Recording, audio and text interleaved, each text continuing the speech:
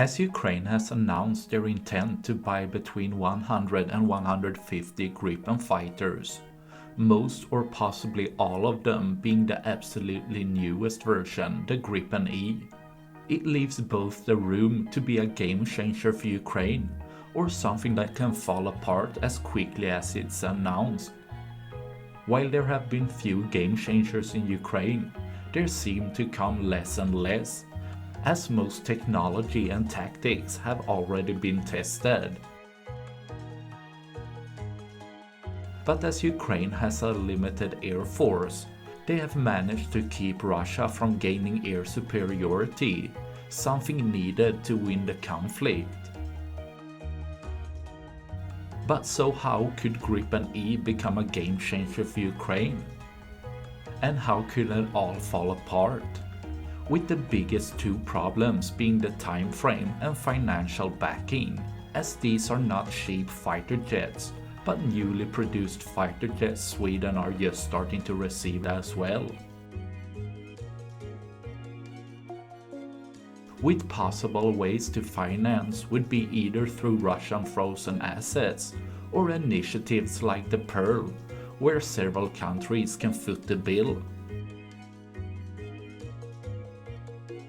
While Ukraine also needs to see these planes fairly soon to have a larger impact, at the latest starting to see deliveries in 2027, with several dozens being delivered each year to have a real impact. But why would Gripen be a game changer if the F-16 and the Mirage have already been delivered, which helped out but did not become a game changer?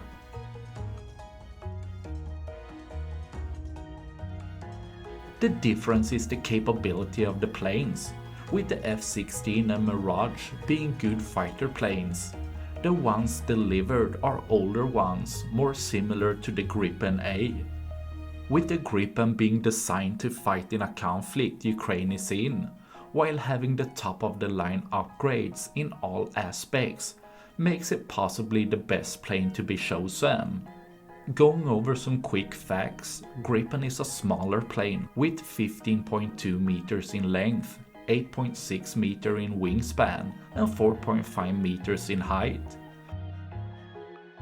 Being able to take off with 16,500 kilograms of payload, have 10 hardpoints for missiles, bombs or other equipment, and have a range of around 4,000 kilometers.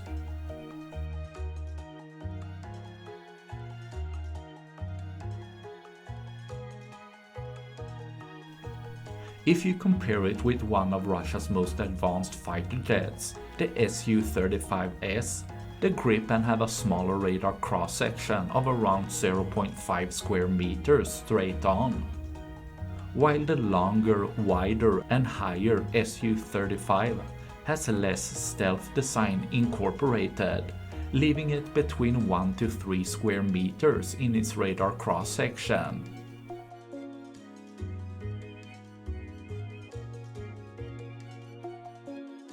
While the Su-35 has a larger and more powerful PESA radar, its older technology, which can more easily be jammed and tracked, making the smaller but more advanced AESA radar that Gripen has to have the upper edge, with the Gripen having a third generation infrared sensor, being able to identify the Su-35's higher heat signature due to having two engines.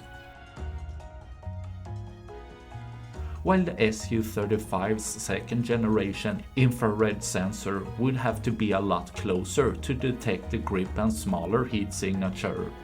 While the Gripen has better electronic warfare equipment and countermeasures, it has better integrated communications with other systems as well.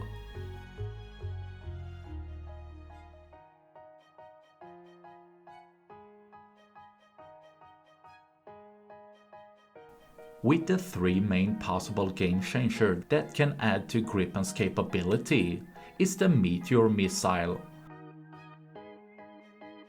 a long-range ramjet missile meant to strike agile fighter jets at up to 200 km range.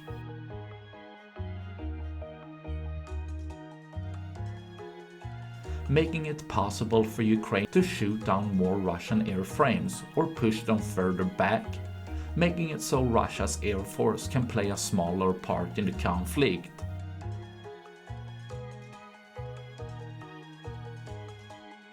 The second is air-to-ground missiles, with the less plausible alternative being the Taurus missile, which has a range of around 500 km with a warhead of 500 kg.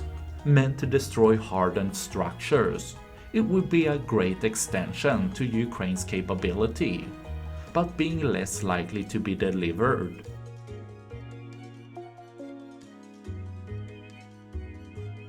But otherwise, the RBS-15 Gungnir, a sea-skimming anti-ship and anti-structure missile, capable of striking up to 300 km away with around a 200 kg warhead. Being able to take out both naval assets as well as ground targets such as radar, SAM system, or bridges that shouldn't exist.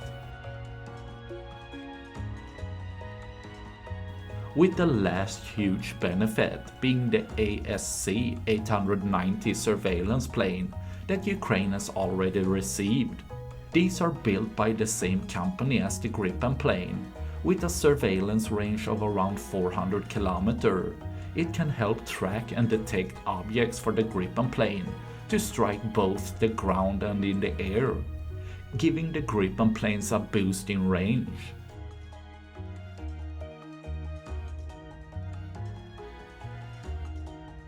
With the Gripen being able to carry a wide range of systems, giving it unmatched capability compared to Russia's fighter jets.